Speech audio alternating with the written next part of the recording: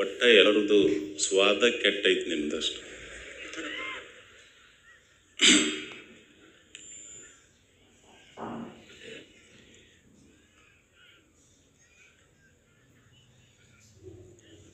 ಪ್ರತಿ ವರ್ಷ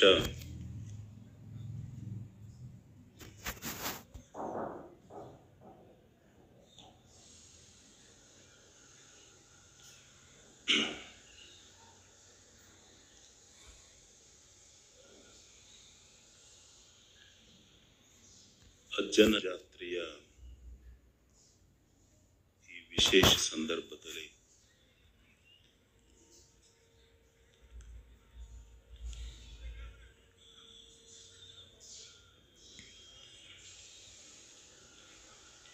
ಸಾಧಕರನ್ನ ಪರಿಚಯಿಸುವಂಥದ್ದು. ನಾವು ಯುಗಗಳ ವಿಭಾಗಿಸ್ತೇವೆ. ಒಂದು ಸತ್ಯಯುಗ, ತ್ರೇತಾಯುಗ, ದ್ವಾಪರ ಯುಗ, ಕಲಿಯುಗ.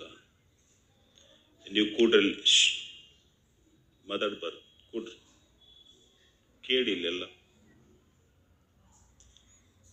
ನಾವು ಯುಗಗಳನ್ನು ಗುರುತಿಸ್ತೇವೆ. ಒಂದು ಸತ್ಯಯುಗ, ತ್ರೇತಾಯುಗ, ದ್ವಾಪರ ಯುಗ, ಕಲಿಯುಗ. ನಾವೆಲ್ಲರೂ ಹೇಳುವುದೇನು, ಇದು ಕಲಿಯುಗ, ಕಾಲ ಕೆಟ್ಟಿದೆ ಅಂತ. ಸುಮ್ಮನೆ ಒಂದು ವಿಮರ್ಶೆ ಮಾಡಿ, ಕಾಲ ಯಾವುದರಿಂದ ಬದಲಾಗ್ತದೆ? ಯಾವುದು ಸತ್ಯ? ಮುರಳಿ ರೀಸೌಂಡ್ ಆಗ್ತದೆ ಪ್ಲೀಸ್.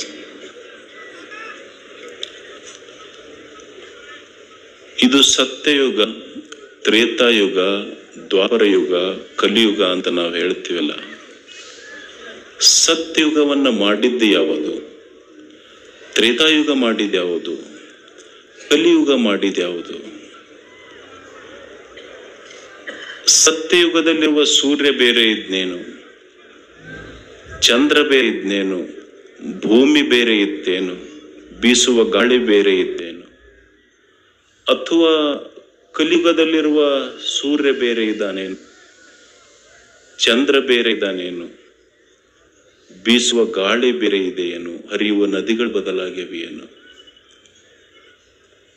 ಕಾಲ ನಾವೆಲ್ಲ ಹೇಳ್ತೀವಲ್ಲ, ಕಾಲ ಕೆಟ್ಟಿದೆ, ಇದು ಕಲಿಯುಗ ಅಂತ. ಮೊನ್ನೊಬ್ರು ಪದ ಹಾಡಿದ್ರೆ ಕೇಳಿರಿಲ್ಲ ನೀವು? ಇದ್ರ ದಿವಸ ತೆಪ್ಪೋತ್ಸವ ದಿವಸ ಕಟ್ಟಿ ಮ್ಯಾಲ ಕುಂತ ಮಾತಾಡ್ತೀರಪ್ಪ, ಕಾಲ ಕೆಟ್ಟಿಲ್ಲೋ ನಿಮ್ ತಲೆ ಕೆಟ್ಟೈತಿ ಅಂತ ಹೇಳಿದ್ರು ಅವರಷ್ಟು. ಕಾಲ ಕೆಟ್ಟಿಲ್ಲ, ಮನುಷ್ಯನ ತಲೆ ಕೆಟ್ಟಿದೆ, ಮನುಷ್ಯನ ಭಾವನೆಗಳು ಕೆಟ್ಟವ. ಅದೇ ಸೂರ್ಯ, ಅದೇ ಗಾಳಿ, ಅದೇ ಬೆಳಕು. ಹಾಗಾದ್ರೆ ಇದು ಕಲಿಯುಗ ಐತೆಲ್ಲ, ಇದು ಯಾವಾಗ ಸತ್ಯಯುಗ ಆಗ್ತದೆ? ಒಬ್ಬ ಋಷಿ ಬಹಳ ಸುಂದರವಾದ ವಿಮರ್ಶೆ ಮಾಡ್ತಾನೆ. ನಾವಿದು ಕಲಿಕಾಲ ಅಂತೀವಲ್ಲ, ಈ ಕಲಿಯುಗ ಯಾವಾಗ ಸತ್ಯಯುಗ ಆಗ್ತದೆ? ಯಾರ್ಯಾರು ನೀವು ಜ್ಯೋತಿಷ್ಯ ಪಂಚಾಂಗ ಕೇಳಿದ ಗುಣಿಸಿ ಎಷ್ಟು ವರ್ಷ ಎಷ್ಟು ಸಂವತ್ಸರ ಆದ್ಮೇಲೆ ಸತ್ಯ ಬರ್ತದೆ ಮರಳಿ ಅಂತ ಹೇಳ್ತಾರೆ. ಅದರ ದರ್ಶನಿಕ ಒಂದು ಸುಂದರ ಮಾತು ಹೇಳ್ತಾನೆ. ಸತ್ಯಯುಗ ಎಷ್ಟೋ ವರ್ಷಗಳ ನಂತರ, ಇದು ಕಲಿಯುಗ ಎಷ್ಟೋ ವರ್ಷಗಳಾದ ಮೇಲೆ ಸತ್ಯಯುಗ ಬರ್ತೈತೆ ಅಂತಲ್ಲ. ಸತ್ಯಯುಗ ಪ್ರಾರಂಭ ಯಾವಾಗ? ಯಾವಾಗ ಸತ್ಯಯುಗ ಅಂದ್ರೆ, ಯಾವಾಗ ನಿನ್ನ ಹೃದಯದೊಳಗ ಪ್ರೇಮ, ನಾಲ್ಗೆ ಮೇಲೆ ಒಳ್ಳೆಯ ಮಾತ, ನಿನ್ನ ದೇಹ ಇನ್ನೊಬ್ಬರ ದುಃಖಕ್ಕಾಗಿ ಸಹಾಯ ಮಾಡಲಿಕ್ಕೆ ನಿನ್ನ ಹಸ್ತಗಳ ಕೈಚಾಸ್ತವಲ್ಲ, ಅದೇ ಸತ್ಯ. ಸದಯಂ ಹೃದಯಂ ಯಸ್ಯ ಭಾಷಿತಂ ಸತ್ಯಭೂಷಿತಂ ಕಾಯ ಪರಹಿತೆ ಯಸ್ಯ ಕಲಿಸ್ತಸ್ಯ ಕರೋತ್ಯಂ. ನಿನ್ನ ಹೃದಯದೊಳಗೆ ಪ್ರೇಮ, ನಾಲ್ಗೆ ಮೇಲೆ ಒಂದಿಷ್ಟು ಚಲೋ ಮಾತ, ಒಂದಿಷ್ಟು ದುಃಖಿತರ ಸಹಾಯ ಮಾಡುವ ನಿನ್ನ ಅಂಗಾಂಗಗಳು, ಇಂದ್ರಿಯಗಳಿದ್ರೆ ಇದೇ ಸತ್ಯಯುಗ. ಸುಮ್ಮನೆ ನಾಲ್ಗೆ ಮೇಲೆ ಎರಡು ಮಾತು ಸತ್ಯಯುಗ ಬದುಕನ್ನೇ ಬದಲಾಯಿಸ್ತಾವೆ. ನಮ್ಮ ಗುರುಗಳು ಹೇಳ್ತಿದ್ರು, ಒಂದು ಘಟನಾ ಹೇಳಿದರು. ಶಿವಶಾಂತಿವೀರ ಸ್ವಾಮಿಗಳು ಇಲ್ಲಿ ಒಬ್ಬರು BO ಇದ್ರಂತ. ಆ BO ಅವರ ಸರ್ನೇಮ್ ಅಡ್ಡೆಸರು ಜಾಲಿ ಅಂತ ಇತ್ತಂತ. ಇದು ನಡೆದ ಘಟನೆ ಹೇಳಿದ್ರು ಗುರುಗಳು. ಸುಮ್ಮನೆ ಮಾತು ಹೆಂಗೆ ಬದಲಾಯಿಸ್ತೈತಿ. ಈಗ ನಂಗೆ ಈಗೆಲ್ಲ ಸರ್ಕಾರ KPSC ಥ್ರೂ ನಿಮಗೆಲ್ಲ CET ಟೆಟ್ ಎಕ್ಸಾಮ್ನಿಂದ ಮಾಸ್ತರ್ನ ಟೀಚರ್ಸ್ ಆಯ್ಕೆ ಮಾಡ್ತಾರೆ. ಅವಾಗೆಲ್ಲ BO ಬರ್ತಿದ್ರಂತ, ಅವ್ರು ಇಂಟರ್ವ್ಯೂ ತಗೋತಿದ್ರು, ಸೆಲೆಕ್ಷನ್ ಅಂತ ಎಲ್ಲ ಬರೆದು ಕೊಡ್ತಿದ್ರಂದ್ರೆ ನೌಕರಿ ಆಗ್ತಿತ್ತು, ಮಾಸ್ತರ್ ನೌಕರಿ. ಅವರು BOನ ಅಡ್ಡೆಸರ ಜಾಲಿ. ಒಬ್ಬ ಇಂಟರ್ವ್ಯೂಗೆ ಹೋದ ಹುಡುಗನ ಹೆಸರು ಅಡ್ಡೆಸರು ಕುರಿ. ಇವ ಇಂಟರ್ವ್ಯೂಗೆ ಹೋದ ಕುಂತ, ಯಾರು ಅಡ್ಡೆಸರು ಕುರಿ ಇದ್ದವ. ಇಂಟರ್ವ್ಯೂ ತಗೊಳ್ಳೋ BO ಅದನ್ನೆಲ್ಲ ಅವ ಜಾಲಿ. ಅವ ಕೇಳದ್ನಂತ, ಯಾರು BO ಜಾಲಿ ಇದ್ರಲ್ಲ ಅವರು, ಕುರಿ ಇಲ್ಯಾಕೆ ಬಂದಿ ಅಂತ ಕೇಳಿದ್ರಂತ. ಇವ ಜಾಲಿ ಮೇಯಕ್ಕೆ ಬಂದಿನಂತ, ತಗೋ ಇಂಟರ್ವ್ಯೂ ಪಾಸ್, ನೌಕರಿ ಅಂತ ಕೊಟ್ರಂತ. ತಗೋ ನೌಕರಿ ನಿನಗೆ ಆರ್ಡರ್. ಅಂದ್ರೆ ಒಂದು ಮಾತು ಬದುಕನ್ನೇ ಬದಲಾವಣೆ ಮಾಡುತ್ತದೆ. ಅದಕ್ಕೆ ಸತ್ಯಯುಗ ಅನ್ನೋದು ಹಿಂದಿತ್ತು. ಎಷ್ಟೋ ವರ್ಷಗಳಾದಮೇಲೆ ಮತ್ತೆ ಸತ್ಯಯುಗ ಬರ್ತೈತಂತಲ್ಲ. ನಮ್ಮ ಮಾತು, ನಮ್ಮ ಕಾರ್ಯ, ನಮ್ಮ ಹೃದಯದೊಳಗಿನ ಪ್ರೇಮ ಈ ಕ್ಷಣವೇ ಸತ್ಯಯುಗವನ್ನು ನಿರ್ಮಾಣ ಮಾಡುತ್ತದೆ. ಇಂಥದ್ದನ್ನು ನಿರ್ಮಾಣ ಮಾಡಲಿಕ್ಕೆ ಶ್ರಮಿಸಿದ ಮತ್ತು ಈಗಲೂ ಶ್ರಮಿಸುತ್ತಿರುವ ಜೀವಿಗಳು ಹಲವಾರಿದ್ದಾರೆ ನಮ್ಮ ಮಧ್ಯದಲ್ಲಿ. ಇವತ್ತು ನೀವು ಕ್ಯಾನ್ಸರ್ ಬಗ್ಗೆ ಕೇಳಿದ್ದೀರಿ. ಕ್ಯಾನ್ಸರ್ನಲ್ಲಿ ಸುಮಾರು ಒಂದು ವರ್ಷಕ್ಕೆ 2025 ಒಂದು ಸರ್ವೆ ಪ್ರಕಾರ ಭಾರತದಲ್ಲಿ ಸುಮಾರು 50,000 ಜನರಿಗೆ ಕ್ಯಾನ್ಸರ್ ಬಂದಿದೆ. ಅದರಲ್ಲಿ ಸುಮಾರು 25-30 ಸಾವಿರ ಜನ ಈ ಗಂಟಲು ಕ್ಯಾನ್ಸರ್ ಅಂದ್ರೆ ಧ್ವನಿ ಕಳ್ಕೊಂತಾರೆ. ಅವರು ಸುಮಾರು 25-30 ಸಾವಿರ ಜನ ಅದಾರ. ಒಮ್ಮೆ ಧ್ವನಿ ಹೋತು ಅಂದ್ರೆ ಆ ಧ್ವನಿ ಪೆಟ್ಟಿಗೆ ಹಾಕಬೇಕಾದ್ರೆ ಒಂದು ಧ್ವನಿ ಪೆಟ್ಟಿಗೆಗೆ ಸುಮಾರು 50,000 ರೂಪಾಯಿ. ಅದು ಅಮೇರಿಕ ಮತ್ತು ಯುರೋಪ್ದವರು ಕಂಡು ಹಿಡಿದ್ರ. ಒಬ್ಬ ಬಡವ ಬಂದು ಒಬ್ಬ ವೈದ್ಯನಿಗೆ ಬಡವಿ ಕೇಳ್ತಾಳೆ, ಅಲ್ಲ ನೀವಿದ್ದು ಶ್ರೀಮಂತರು ಪ್ರತಿ ವರ್ಷ ಧ್ವನಿ ಪೆಟ್ಟಿಗೆ 50,000 ಕೊಟ್ಟು ಬದಲಾಯಿಸ್ಕೊಳ್ಬೋದು, ನಾನು ಬಡವಿ ನನ್ನ ಮಗನಿಗೆ ಪ್ರತಿ ವರ್ಷ 50,000 ಕೊಟ್ಟು ಧ್ವನಿ ಪೆಟ್ಟಿಗೆ ಹಾಕಿಸ್ಕೊಳ್ಳಿಕ್ಕಾಗುತ್ತೆ ನನಗೆ. ಇದು ಒಬ್ಬ ವೈದ್ಯನ ತಲೆಯಲ್ಲಿ ಇಷ್ಟು ಚಿಂತನೆಗೆಡೆ ಮಾಡುತ್ತಲ್ಲ, ಹೌದಲ್ಲ, ಏನಾದರೂ ಮಾಡಬೇಕು ಅಂತ. ಯಾವ ಒಂದು ಧ್ವನಿ ಪೆಟ್ಟಿಗೆ ಅಮೇರಿಕದಲ್ಲಿ 50,000ಕ್ಕೆ, ಯುರೋಪ್ ದೇಶಗಳಲ್ಲಿ 50,000ಕ್ಕೆ, ಯುರೋಪ್ ದೇಶದಲ್ಲಿ ಅಮೇರಿಕದಲ್ಲಿ 40,000ಕ್ಕೆ ಮಾರಾಟ ಆಗ್ತಿತ್ತು ಒಂದು ಧ್ವನಿ ಪೆಟ್ಟಿಗೆಗೆ, ಇಲ್ಲಿ ಒಬ್ಬ ನಮ್ಮ ಕನ್ನಡದ ಒಬ್ಬ ವೈದ್ಯ ಅದಕ್ಕೆ ಬರೀ 50 ರೂಪಾಯಿಯಲ್ಲೇ ತಯಾರು ಮಾಡಿ ಜನರಿಗೆ ಕೊಟ್ಟಿದ್ದ. ಮತ್ತೆ ಈ ಧ್ವನಿ ಪೆಟ್ಟಿಗೆ ಕಂಡು ಹಿಡಿದವರು ಇಡೀ ವಿಶ್ವದಲ್ಲಿ 3 ಜನ. ಒಬ್ಬರು ಅಮೇರಿಕದವರು, ಒಬ್ಬರು ಯುರೋಪದವರು, ಭಾರತದಲ್ಲಿ ಈ ಕೃತಕ ಧ್ವನಿ ಪೆಟ್ಟಿಗೆಯನ್ನು ತಯಾರು ಮಾಡಿದವರೇ ಡಾಕ್ಟರ್ ವಿಶಾಲ್ ರಾವ್ ಅವರು ನಮ್ಮೆದುರಿಗಿದ್ದಾರೆ. ಅವರು HCGಯಲ್ಲಿ ಈ ಹೆಡ್ ಅಂಡ್ ನೆಕ್ ಕ್ಯಾನ್ಸರ್ ರೋಗ ತಜ್ಞರಾಗಿ ಕೆಲಸ ಮಾಡ್ತಾ ಇದ್ದಾರೆ. ಇವತ್ತು ಸುಮಾರು ಬೇರೆ ಬೇರೆ ದೇಶಗಳಲ್ಲಿರುವಂಥ ಧ್ವನಿಪೆಟ್ಟಿಗೆ ಹಾಕ್ಕೊಂಡ್ರೆ ವರ್ಷಕ್ಕೊಮ್ಮೆ ತೆಗಿಬೇಕಾಗ್ತದಂತ. ಅವರು ಕಂಡು ಹಿಡಿದ ಧ್ವನಿಪೆಟ್ಟಿಗೆ ಒಮ್ಮೆ ಹಾಕ್ಕೊಂಡ್ರೆ ಮತ್ತೆ ತೆಗಿಬೇಕಾಗಿಲ್ಲ, ಅದು ಅವರ ಸ್ಲ್ಯಾಬ್. ಆ ಧ್ವನಿಪೆಟ್ಟಿಗೆಗೆ ಇವತ್ತು ಸುಮಾರು ನಿಮಗೆ ಆಶ್ಚರ್ಯ ಅನ್ನಿಸ್ಬೋದು, 140 ದೇಶಗಳಲ್ಲಿ ಅದರ ಬೇಡಿಕೆ ಬಂದಿದೆ ಅಂತ. ಇವತ್ತು 140 ದೇಶಗಳಲ್ಲಿ ಅದನ್ನ ಅವ್ರು ತಾವೇ ರೈಟ್ಸ್ ಪೇಟೆಂಟ್ ಅಂತಾರೆ, ಗೊತ್ತೈತಿಲ್ಲ ನಿಮಗೆ? ಪೇಟೆಂಟ್ ಇಟ್ಕೊಂಡ್ರೆ ಇವತ್ತು ಸುಮಾರು 1,000 ಕೋಟಿ ರೂಪಾಯಿ ಅವ್ರು ಗಳಿಸ್ಬೋದಾಗಿತ್ತು. ಅದನ್ನು ಭಾರತ ಕರ್ನಾಟಕ ಸರ್ಕಾರಕ್ಕೆ ಇದು ನಾನು ಪೇಟೆಂಟ್ ಇಟ್ಕೊಳ್ಳಲ್ಲ, ಇದು ನನಗೆ ದೇವರು ಕೊಟ್ಟ ವಿದ್ಯೆ, ಬಡವ್ರ ಸಲುವಾಗಿ ನಾವು ಫ್ರೀ ಬಿಡ್ತೀನಂತೂ ₹1 ತಗೊಂಡಿಲ್ಲ.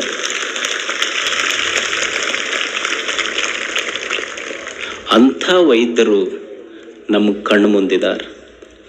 ನಮಗೆ ಯಾರ್ಯಾರಿಗೆ ಒಂದು ಸಣ್ಣ ಪೇಟೆಂಟ್ ಸಿಕ್ಕರು ಬಿಡೋದಿಲ್ಲ, ನಾವು ₹1 ಬಿಡೋದಿಲ್ಲ ಮಂದಿ. ನಾವು ಒಂದಿಗೆ ದೇವರು ಒಂದು ಜೀವನವನ್ನು ಕೊಟ್ಟ. ಇದೊಂದು ನಿಸರ್ಗದ ಒಂದು ದೊಡ್ಡ ಗಿಫ್ಟ್ ಕೊಡುವುದು ಜೀವನ. ಈಗ ನಿಮಗೊಬ್ಬರು ಒಂದು ಗಿಫ್ಟ್ ಕೊಡ್ತಾರೆ, ಏನೋ ಒಂದು ಕಾಣಿಕೆ ಕೊಡ್ತಾರೆ. ಅದನ್ನು ಒಯ್ದು ನೀವು ಮನೆಯೊಳಗೆ ನಿಮ್ಮ ಶೋಕೇಸ್ನಾಗ ಇಡ್ತೀರೋ ಇಲ್ಲ. ಅಕಸ್ಮಾತ್ ಒಬ್ಬರು ಕೊಟ್ಟ ಗಿಫ್ಟ್ ನೀವು ಚಲೋ ಇಟ್ರಿ ಅಂದ್ರೆ ಅವ್ರಿಗೆ ಬಂದು ನಿಮಗೆ ನೋಡಿದಾಗ ಸಂತೋಷ ಅನ್ನಿಸ್ತೈತಿ, ಇನ್ನೊಬ್ಬನಿಗೆ ಅವ್ರಿಗೆ ಗಿಫ್ಟ್ ಕೊಡಬೇಕಪ್ಪ ಅಂತ. ನೀವು ತಗೊಂಡು ಎಲ್ಲರ ಕೆಡಿಸಿ ಒಗದ್ರಿ ಅಂದ್ರೆ ಇನ್ನೊಮ್ಮೆ ಇವ್ರಿಗೆ ಗಿಫ್ಟ ಕೊಡಬಾರ್ದು ಅನ್ನಿಸ್ತೈತೆ ಅವ್ರಿಗೆ. ಹಂಗೆ ಜೀವನ ಅನ್ನೋದು ದೇವರು ಕೊಟ್ಟ ಗಿಫ್ಟ್ ಇದು. ಮತ್ತು ಇದನ್ನು ಚಂದ ಬದುಕಿದ್ವಿ ಅಂದ್ರೆ ಮತ್ತೊಮ್ಮೆ ನಮ್ಮ ಗಿಫ್ಟ್ ಕೊಟ್ಟು ಕಳಿಸ್ತಾನವ. ಮತ್ತು ಚಲೋ ಬದುಕಲಿಲ್ಲ ಅಂದ್ರೆ ಇದಕ್ಕೆ ಗಿಫ್ಟ ಕೊಡಬಾರ್ದು ಇದನ್ನಂತ ನಾವು ಅಷ್ಟ. ದೇವರು ಋಷಿಗಳು ವಿಚಾರ ಮಾಡಿದ್ರು, ಈ ದೇಶದ ಋಷಿಗಳು ಮನುಷ್ಯ ಹೆಂಗೆ ಬದುಕಬೇಕು. ವ್ಯಸೇಮ ದೇವ ಹಿತಂ ಯದಾಯುಹು, ಮನುಷ್ಯ ಹೆಂಗೆ ಬದುಕಬೇಕಂದ್ರೆ ಈ ಜೀವನವನ್ನು ಕೊಟ್ಟ ದೇವರೇ ಸಂತೋಷ ಪಡಬೇಕಂತ. ಇವನಿಗೆ ಜೀವನ ಕೊಟ್ಟಿದ್ದಕ್ಕೆ ನನಗ ಸಂತೋಷ ಆತಂತ ದೇವ್ರ ಸಂತೋಷ ಪಡಬೇಕು, ಹಂಗೆ ಮನುಷ್ಯ ಬದುಕಬೇಕಂತ.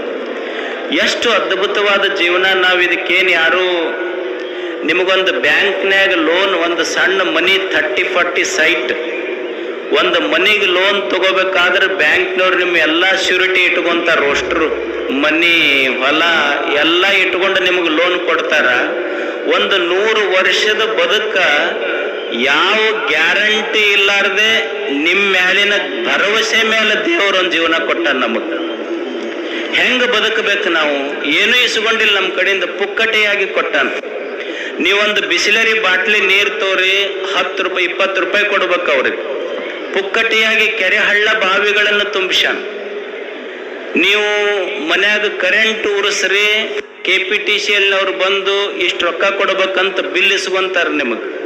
ಆದ್ರೆ ದೇವರು ಸೂರ್ಯ ಚಂದ್ರರಂಥ ಆರದ ದೀಪಗಳನ್ನೇ ತೇಲಿ ಬಿಟ್ಟನ ಎಂದು ಬಿಲ್ ಕೇಳಿಲ್ಲವ ನಮಗೆ. ನೀವು ಒಂದು ಖಾನಾವಳಿಯಾಗ ಉಂಡ್ರೆ ₹100 ಇಸ್ಕೊಂತಾರೆ ನಿಮ್ಮ ಕಡೆಯಿಂದ. ಆದ್ರೆ ದೇವರು ಭೂಮಿ ತಾಯಿ ವರ್ಷಗಳಿಂದ ನಮಗೆ ಅನ್ನ ಹಾಕಿದ್ರು ಸಹಿತ ನನ್ನ ಅಕ್ಷಯ ಪಾತ್ರೆ ಖಾಲಿ ಆಗೈತಂತ ಯಾರಿಗೆ ಉಪವಾಸ ಹಾಕಿಲ್ಲ ಭೂಮಿ ತಾಯಿ. ಏನು ಕೊಟ್ಟಿವಿ ನಾವು? ನೀವೊಂದು ಸೈಕಲ್ ತೊಗೊಂಡು ಅಡ್ಡಾಡ್ತೀರಿ, ಒಂದು ಸೈಕಲ್ ಮೋಟರ್ ಪಂಚರ್ ಆದ್ರೆ ₹10 ಕೊಟ್ಟು ಹವಾ ಹಾಕಿಸ್ಕೊಂಡ್ ಬರ್ತೀರಿ. ಈ ದೇಹ ಅನ್ನುವಂಥ ಒಂದು ತೊಗಲಿನ ಟ್ಯೂಬ್ನೊಳಗ 9 ರಂಧ್ರ ಇಟ್ಟು ಸಹಿತ ಇದನ್ನ ಹವಾ ಹೋಗಲಾರ್ದಂಗೆ, ಪಂಚರ್ ಆಗಲಾರ್ದಂಗೆ ಇಟ್ಟಾನಲ್ಲ ದೇವರು. ಇದಕ್ಕಿಂತ ದೊಡ್ಡದು ಏನಿದೆ? ಮತ್ತೆ ಇಷ್ಟೇ ಅಲ್ಲ, ನಾವು ಹುಟ್ಟುವುದಕ್ಕಿಂತ ಮುಂಚೆನೆ ನಮ್ಮ ಸಲುವಾಗಿ ನಮ್ಮ ತಾಯಿ ಎದೆಗ ಹಾಲಿಟ್ಟು ನೀವು ಬದುಕಂತ ಕಳಿಸಿದಾನಲ್ಲ, ಇನ್ನು ಏನು ನಮಗೆ ದೇವರು ಮಾಡಬೇಕು? ಇಷ್ಟೆಲ್ಲ ದೇವರು ಕರುಣಿಸಿದಾನೆ. ಆದ್ರೆ ಮನುಷ್ಯ ಇಷ್ಟೆಲ್ಲ ಕೊಟ್ಟರು ಅಳದ ಮಾತ್ರ ಬಿಟ್ಟಿಲ್ಲ. ನಾವು ಏನು ಕೊಟ್ಟರು ಸಹಿತ ಅಳದ ಬಿಟ್ಟಿಲ್ಲ. ನಾವು ನೀವೊಂದು ಕೋಗಿಲೆ ಇರ್ತೈತಿ ಗಿಡದಾಗ, ಬರೇ ಚಿಗುರು ಬಂದ್ರೆ ಹಾಡ್ತೈತೆ. ಅದು ಕೋಗಿಲೆ ಇರ್ತೈತಿಲ್, ಚಿಗುರು ಬಂದ್ರೆ ಹಾಡ್ತೈತಿ. ಇನ್ನೂ ಹಣ್ಣು ಬಿಟ್ಟಿಲ್ಲ, ಬರೇ ಚಿಗುರು ಬಂದ್ರೆ ಹಾಡ್ತೈತಿ. ಒಂದು ನವಿಲು ಇರ್ತೈತಿ, ಮಳೆ ಆಗಿಲ್ಲ, ಬರೇ ಮೇಘಗಳ ತೇಲದ್ರೆ ಸಾಕು ಕುಣಿತೈತಿ. ಒಂದು ನವಿಲ ಬರೇ ಮಳೆ ಬಂದಿಲ್ಲ, ಮೇಘಗಳ ತೇಲಿದ್ರೆ ಕುಣಿತೈತಿ. ಒಂದು ಕೋಗಿಲೆ ಇನ್ನೂ ಹಣ್ಣ ಬಿಟ್ಟಿಲ್ಲ, ಚಿಗುರು ಬಂದ್ರೆ ಹಾಡ್ತೈತಿ. ದೇವ್ರು ಇವನು ಮನಿ ತುಂಬ ಹಣ್ಣಿಟ್ಟಾನ, ಇವ ಹಾಳಾಕತ್ತಾನ. ಗಿಡ ಕೇಳ್ತಿ, ಯಾಕೋ ಅದು ಆ ಕೋಗಿಲೆಗೆ ಬರೇ ಚಿಗುರು ಕೊಟ್ಟು ನಗತೈತಿ, ಹಾಡಾಕತ್ತೈತಿ. ನಿನ್ನ ಮನಿ ತುಂಬ ಹಣ್ಣು ತುಂಬಿನಿ, ನೀ ಯಾಕೆ ಕಳಾಕತ್ತಿ ಅಂದ್ರೆ ಇನ್ನೂ ರೇಟ ಬಂದಿಲ್ಲ ನನಗೆ ಮಾರಾಕಂತ ಇವ ಅಂತ. ಅಂದ್ರೆ ನಿಸರ್ಗ ಅಷ್ಟು ಸಂತೋಷವಾಗೈತಿ, ಇವ ಅಳದ್ ಬಿಟ್ಟಿಲ್ಲ. ಯಾಕೆ ಅಳದ್ ಬಿಟ್ಟಿಲ್ಲ ಅಂದ್ರೆ ಏನ್ರಿ, ನಮಗ್ ಕೈ ಹಿಡ್ದವ್ರು ಎಲ್ಲರೂ ಕೈ ಕೊಟ್ಟಾರ, ನಮಗೆಲ್ಲರೂ ಕೈಯೇ ಬಿಟ್ಟಾರ, ಕೈ ಕೊಟ್ಟಾರ, ಕೈ ಕೊಡಬೇಕಾಗ್ತೈತಿ. ಈಗ ನೀವು ಸೈಕಲ್ ಕಲಿತೀರಿ, ಎಲ್ಲಿವರೆಗೆ ಕೈ ಹಿಡಿತಾರ ಅಲ್ಲಿವರೆಗೆ ಸೈಕಲ್ ಬರುವುದಿಲ್ಲ. ನಿಮಗ್ ಕಲ್ಸವ್ರು, ನಿಮ್ಮ ಜೊತೆಗಿದ್ದವ್ರು ನಿಮ್ಮ ಸೈಕಲ್ ಕೈ ಬಿಟ್ಟಾರಂತ ಸೈಕಲ್ ನಡ್ಸಕ್ ಬಂದೈತಿ. ನಮ್ಮ ಜೀವನದಾಗ ನಮ್ಮ ಕೈ ಹಿಡ್ದವ್ರು ನಮ್ಮ ಕೈ ಬಿಟ್ಟ ಮೇಲೆ ಜೀವನ ನಡ್ಸಕ್ ಗೊತ್ತಾಗ್ತೈತಿ, ಮನುಷ್ಯಾಗಿಲ್ಲ ಅಂದ್ರೆ ಗೊತ್ತಾಗೋದಿಲ್ಲ. ಅದಕ್ಕೆ ಗೊಣಗಬಾರದು. ಎಲ್ಲ ಕಳ್ಕೊಂಡಿವ್ರಿ ನಾವು ಜೀವನದಾಗ, ಎಲ್ಲ ಕಳ್ಕೊಂಡಿವಂತ ಗೊಣಗಬಾರ್ದು ಮನುಷ್ಯ. ಬ್ಯಾಸಗಿ ದಿವ್ಸಕ್ಕ ಗಿಡ ಎಲ್ಲ ಎಲಿ ಕಳ್ಕೊಂಡಿರ್ತೈತಿ, ಎಲ್ಲ ಎಲಿ ಕಳ್ಕೊಂಡ ಗಿಡ ಎಲ್ಲ ಎಲಿ ಹೋಗ್ಯಾವಂತ ದುಃಖ ಪಟ್ಟಿಲ್ಲ. ಒಂದು ದಿವಸ ವಸಂತ ಕಾಲ ಮಳಿ ಬಂತು ಅಂದ್ರೆ ಮತ್ತ ಚಿಗುರು ಹೊಡಿತೀನಿ, ಹೂವು ಬರ್ತೈತಿ, ಹಣ್ಣು ಬರ್ತೈತಿ ಅನ್ನುವ ಭರವಸೆಯಿಂದ ಗಿಡ ಬದುಕ್ತದೆ. ಬ್ಯಾಸಗಿ ದಿವ್ಸಕ್ಕ ನದಿ ಬತ್ತಿರ್ತೈತಿ, ಎಲ್ಲ ನನ್ನೊಳಗೆ ನೀರು ಬತ್ಯಾವ ಅಂತ ಒಂದು ದಿವಸನೂ ಗೊಣಗಿಲ್ಲ. ಮಳಿ ಬಂತು ಅಂದ್ರೆ ಮತ್ತೆ ತುಂಬಿ ಹರಿತೀನಿ ಅಂತ ಅದಕ್ಕೊಂದು ಭರವಸೆ. ಅದಕ್ಕೆ ಮನುಷ್ಯ ಭರವಸೆಯೊಂದಿಗೆ ಬದುಕಬೇಕು. ಅಂಥ ಭರವಸೆಯ ಬದುಕು ನಿಮ್ಮದಾಗಲಿ. ಇಡೀ ಗವಿಸಿದ್ದಪ್ಪಜ್ಜನ ಜಾತ್ರೆ ಎಲ್ಲ ಪೂಜ್ಯರು ಹೇಳಿದ್ರಲ್ಲ, ನಿಮ್ಮ ಜಾತ್ರೆಯ ವೈಶಿಷ್ಟ್ಯ ಏನಂದ್ರೆ ನೂರಾರು ಜಾತ್ರೆಗಳು ನಡೀತಾವ. ಆ ಜಾತ್ರೆಗೆ ಹೆಂಗಂದ್ರೆ VIP ಬಂದ್ರೆ ಅದನ್ನ ನೋಡಕ್ ಜನ ಹೋಗ್ತಾರ, ಆದ್ರೆ ಜನರ ನೋಡಕ್ಕ VIP ಬರ್ತಾರಲ್ಲ, ಅದು ನಿಮ್ಮ ಜಾತ್ರೆಯ ವಿಶೇಷ. ಅದು ಅಂಥ ಗವಿಸಿದ್ದನ ಜಾತ್ರೆ ಇದೆಲ್ಲದಕ್ಕಿಂತ ದೊಡ್ಡದು. ನಿಮ್ಮಲ್ಲಿರುವ ಸಮಾಧಾನ, ಶಾಂತತೆ ಮತ್ತು ಮಠದ ಬಗ್ಗೆ. ಇದು ನೀವು ಅಜ್ಜಾರು ಭಾಷಣ ಮಾಡ್ಲಿ ಅಂತಲ್ಲ, ಜಲ್ದಿ ಮುಗಿಸ್ರಿ ನಮಗೆ ಹೊಟ್ಟೆ ಹಸ್ತೈತೆ ಅಂತ ಮಾಡಕ್ಕೆ.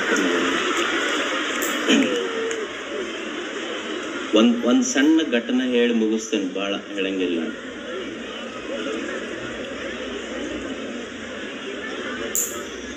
ಕಾಶ್ಮೀರದಲ್ಲಿ ಒಂದು ಘಟನೆ ನಡೀತು. ಕಾಶ್ಮೀರದ ಕಣಿವೆ, ರಸ್ತೆಗಳಿಲ್ಲದ ಒಂದು ಪುಟ್ಟ ಹಳ್ಳಿ. ಆ ಪುಟ್ಟ ಹಳ್ಳಿಗೆ ಬಸ್ಸಿನ ಸೌಕರ್ಯಗಳು ಸಹಿತ ಇರಲಿಲ್ಲ. ಅಲ್ಲಿಬ್ಬರು ದಂಪತಿಗಳು, ಅವರ ಹೆಸರು ಮಾನ್ ಸಿಂಗ್ ಮತ್ತು ತಾಯಿ ಹೆಸರು ಶಕ್ತಿ ದೇವಿ. ಈ ಮಾನ್ ಸಿಂಗ್ ಮತ್ತು ಶಕ್ತಿ ದೇವಿಗೆ ಒಂದು ಮಗು ಹುಟ್ಟಿತು. ತಾಯಿಗೆ ದುಃಖ ಆಗ್ತದೆ. ಅಲ್ಲ, ಆಶ್ಚರ್ಯ ಅಲ್ಲ, ಮಗು ಹುಟ್ಟಿದ್ರೆ ಯಾರಿಗೆ ದುಃಖ ಆಗ್ತೈತೇನು? ಆದ್ರೆ ಮಾನ್ ಸಿಂಗ್ ಮತ್ತು ಶಕ್ತಿ ದೇವಿಗೆ ತಮಗೊಂದು ಮಗು ಹುಟ್ಟಿದ್ದಕ್ಕಾಗಿ ಬಹಳ ದುಃಖ ಆಯ್ತು. ಎಲ್ಲರಿಗೆ ಮಗು ಹುಟ್ಟಿದ್ರೆ ಸಂತೋಷ, ಮಾನ್ ಸಿಂಗ್ ಮತ್ತು ಶಕ್ತಿ ದೇವಿಗೆ ಮಗು ಹುಟ್ಟಿದ್ದಕ್ಕೆ ದುಃಖ ಆಯ್ತು. ಯಾಕಂದ್ರೆ ಹುಟ್ಟಿದ ಮಗುವಿಗೆ 2 ಕೈಗಳೇ ಇರಲಿಲ್ಲ. 2 ಕೈಗಳಿಲ್ಲದ ಮಗು ಹುಟ್ಟಿತ್ತು. ತಂದೆ ತಾಯಿಗೆ ಚಿಂತೆ ಆಯ್ತು, ಮಗುವಿಗೆ ಏನ್ ಮಾಡ್ಬೇಕು ಅಂತ. ಮಗು ದೊಡ್ಡದಾತು, ಕಾಲಿನಿಂದನೇ ಅದನ್ನು ಸ್ನಾನ ಮಾಡೋದು, ಬರೆಯುವುದು, ಚಮಚೆ ಹಿಡ್ಕೊಂಡು ಊಟ ಮಾಡೋದು ಕಲಿತಿತ್ತು ಮಗು. ಕೈ ಇರಲಾರ್ದ ಮಗು. ಎಲ್ಲಿಗಾದ್ರೂ ಸಾಲಿ ಕಳಿಸ್ಬೇಕು ಮಗುವಿಗಂದ್ರೆ ಆ ಊರಿಗೆ ರಸ್ತೆಗಳೇ ಇರಲಿಲ್ಲ.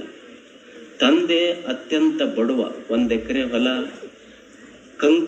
ಕಲ್ಲು ಒಡೆದು, ರೋಡ್ ಮಾಡ್ಲಿಕ್ಕೆ ಕಲ್ಲು ಹೊಡಿತಿರ್ತಾರಲ್ಲ, ಕಂಕರ್ ಒಡೆದು ಜೀವನ ಸಾಗಿಸ್ತಿದ್ದ. ಅತ್ಯಂತ ಬಡ ಕುಟುಂಬ, ಬಡತನ ಒಂದು, ಹುಟ್ಟಿದ ಮಗುವಿಗೆ 2 ಕೈಗಳಲ್ಲಿದ್ದೊಂದು, ಮಗುವಿಗೆ ಶಾಲೆಗೆ ಕಳಿಸ್ಬೇಕಂದ್ರೆ ಊರಿಗೆ ರಸ್ತೆಗಳಿಲ್ಲದೊಂದು. ತಂದೆ ತಾಯಿಗೆ ನಮಗ್ ಹುಟ್ಟಿದ ಮಗುವೇ ಭಾರ ಅಂತ ಅನ್ನಿಸ್ತು. ಎಲ್ಲೋ ಒಂದು ಬಸ್ ಶುರು ಆದ್ಮೇಲೆ ಶಾಲೆಗೆ ಕಳಿಸ್ಲಿಕ್ಕೆ ಪ್ರಯತ್ನ ಮಾಡಿದ್ರು ಮಗುವಿಗೆ, 2 ಕೈಗಳಿಲ್ಲದ ಮಗುವಿಗೆ.